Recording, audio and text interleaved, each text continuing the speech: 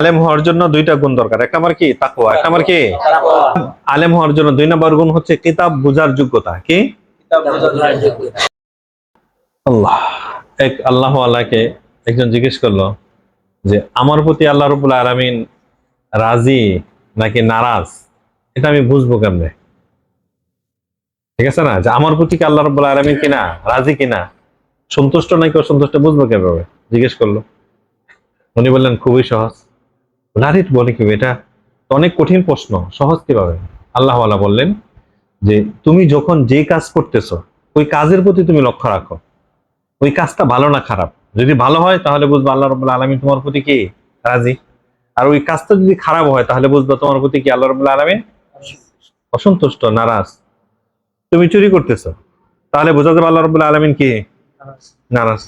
সুদের কাম করতেছে, মিথ্যা কথা বলতেছে, খারাপ কাজ করতেছে, তাহলে বোঝা যাবে আল্লাহ রাব্বুল আলামিন তার প্রতি কি নারাজ। আর আরেকজন ভালো কাজ করতেছে, তাহলে বোঝা যাবে আল্লাহ রাব্বুল আলামিন তার প্রতি কি সন্তুষ্ট। আর ইলমে দ্বীন তলব করার চেয়ে উত্তম কাজ কি পৃথিবীতে আর আছে?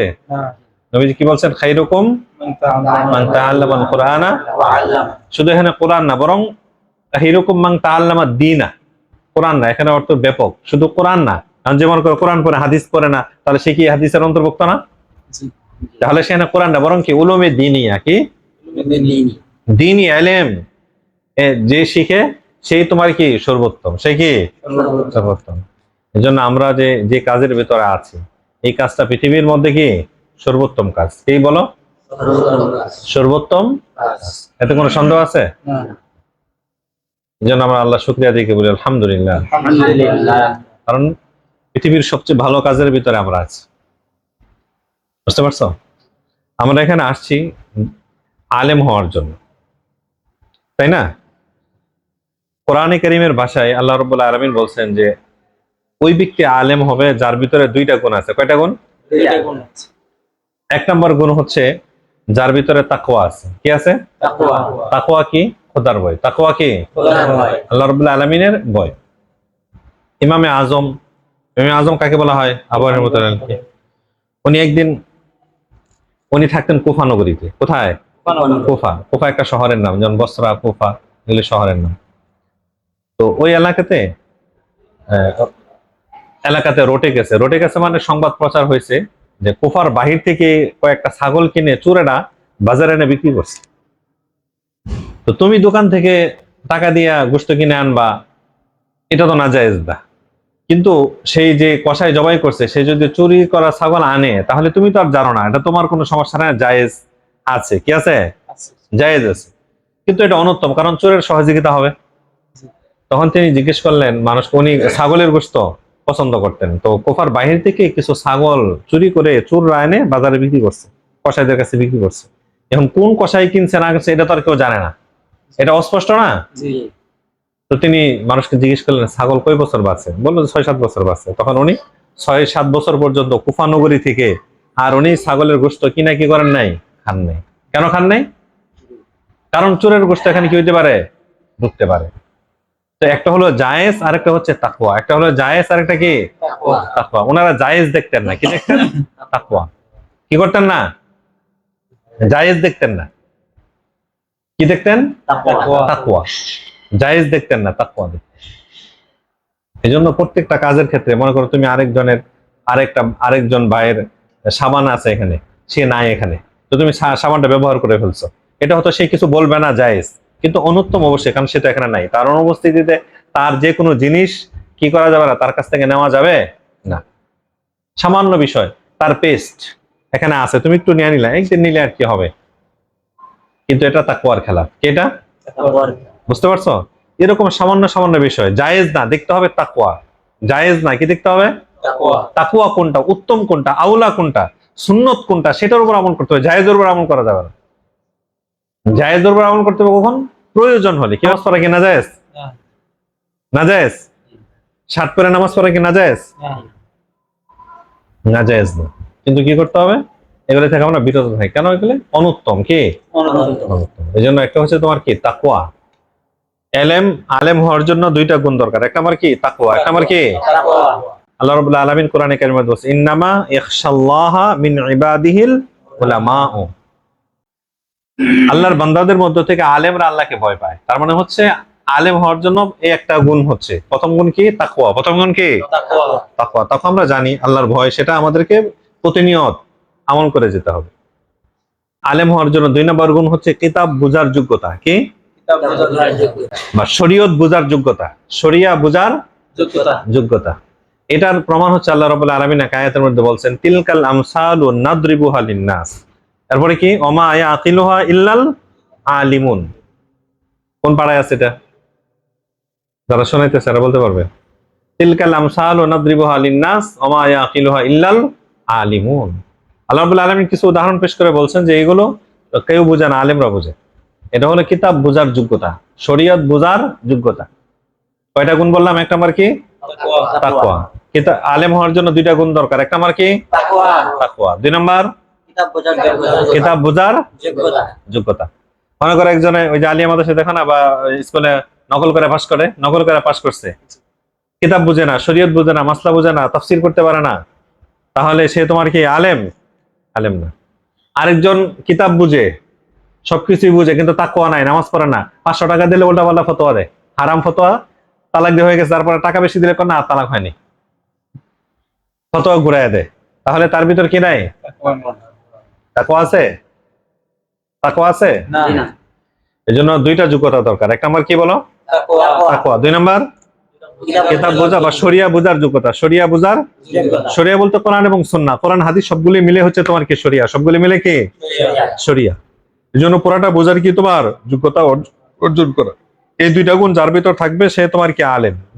একটাও যদি না থাকে অথবা একটা থাকে, তারপরে সে কি হতে পারবে না? আলেম হতে পারবে না। লেবাস বেশভূষা হয়তো তার থাকবে, কিন্তু সে আলেম হতে পারবে না। লেবাস আছে, বেশভূষা আছে, পাগড়ি আছে, সব আছে, সে এমনি দিনদার মানুষ হইতে পারবে, কিন্তু সে কিন্তু আলেম হইতে পারবে না। এই জন্য মাদ্রাসায় আসছি আমরা, কষ্ট করতেছি, 2টা গুণ অর্জন করার চেষ্টা করবো। এক নম্বর কি? তাকওয়া। এক নম্বর কি? চলনে বলনে কথাবার্তায় আরেকজনকে মন্দ কথা বলা, মন্দ গালি দেওয়া, তার জিনিস না বলে নিয়ে যাওয়া, ওস্তাদের কাছ থেকে না বলে চলে যাওয়া, মাদ্রাসার একটা জিনিস নষ্ট করা, মিথ্যা কথা বলা, গীবত করে একজনের কথা আরেকজনকে লাগানো, সে যেটা বলে নাই তুমি সেটা আরেকজনের কাছে গিয়ে বলছো, মিথ্যা কথা বলে বিচার দেওয়া, এগুলো হচ্ছে তাকওয়ার খেলা। এগুলো করা যাবে না। খালি যারা ওই সরকারি অফিসে চাকরি করে ঘুষ খায় তারাই খালি হারাম কাজ করে, আমাদের ভিতর কি হারাম কাজ থাকতে পারে না? মিথ্যা কথা বলছো, তুমি মিথ্যা কথা বলে ছুটি নিয়েছো, তাহলে এটা তো হারাম। একজনের সুদ খাচ্ছে, ঘুষ খাইতেছে, ওটাও হারাম। তুমি মিথ্যা কথা বলে বাসায় গেছো, এটাও কি? হারাম। মিথ্যা কথা বলে বোর্ডিং থেকে খানা আনছো, হ্যাঁ আজকে আছে তোমার ক্লাসে আছে মনে করো 5 জন, বাকি 2 জন ছুটিতে গেছে, আর বলছো যে এই আমরা 7 জনের খানা দেন, 5 জনে খাইছো। এইসব হুতা রাহাতা হয় মাদ্রাসা মে না রে, এগুলি হয় না রে। মিথ্যা কথা বলে মনে করছে কিছু না, যাই খানা দেন, আমার 5 জনের খানা দেন, আছে 2 জন, পরমাণু গুস্ত বেশি দিছে, সবাই ওখানে খাইছে। মিথ্যা কথা বলে ছুটি নিয়ে যাওয়া, এগুলো তো হর হামেশা হুতা রাহাতা হয় না রে, এগুলো হয়। এগুলো হবে কেন? তাহলে যে লোক আমরা খারাপ মনে করি, কি যে ঘুষ খায় ওরে মনে করে খারাপ, আর আমি যে মিথ্যা কথা বলতেছি আমি মনে করি কি আমি বালা। এরকম না। মিথ্যা সব জায়গায় মিথ্যা। প্রতারণা, ধোঁকাবাজি করা, আরেকজনের জিনিস করা, আরেকজনকে কষ্ট দেওয়া, এগুলি বাদ দিতে হবে। 2 নম্বর হচ্ছে কিতাব বোঝার যোগ্যতা। এই জন্য আমাদেরকে আমরা যা যা করি না কেন বুঝতে হবে, পড়তে হবে, মুখস্থ করতে হবে। এলএম হাসিলের জন্য তোমার এগুলি দরকার, নাহলে তুমি কিতাব বুঝো না, তুমি এত সময় নষ্ট করে কি করবা? আরেকটা হচ্ছে তোমার যদি যোগ্যতা অর্জন না করো, তাহলে আল্লাহ রাব্বুল আলামিনের কাছে আলেম হওয়ার মর্যাদা সেটা তো ভিন্ন বিষয়, কিন্তু দুনিয়াতে চলার জন্য তোমার যা কিছু দরকার সেটা তুমি পাবা না। একসময় তোমাকে ইনকামে যেতে হবে না? তুমি মসজিদে চাকরি করো, মাদ্রাসায় চাকরি করো, অথবা ব্যবসা বাণিজ্য করো, যাই করো না কেন, আরো যা কিছু করো না কেন, তোমার কি দরকার?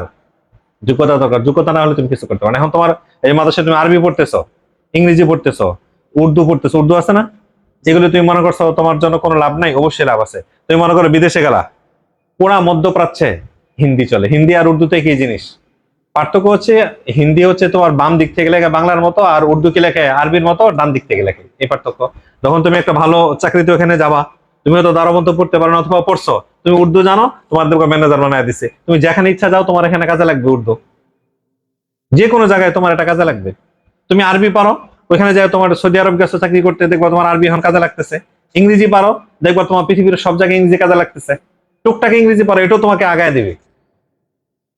তুমি শ্রমিক বিষয় গেছো, এখানে 50 জন আছে তোমার ম্যানেজার, দেখো তুমি ভাষা আরবিও পারো, হিন্দি পারো, হিন্দি আর উর্দু একই পারো, কারণ ইন্ডিয়া পাকিস্তানের লোকরা পুরা পৃথিবীতে আর আছে। এই ভাষা শিখতেছো, এটা তোমার কাজে লাগবে।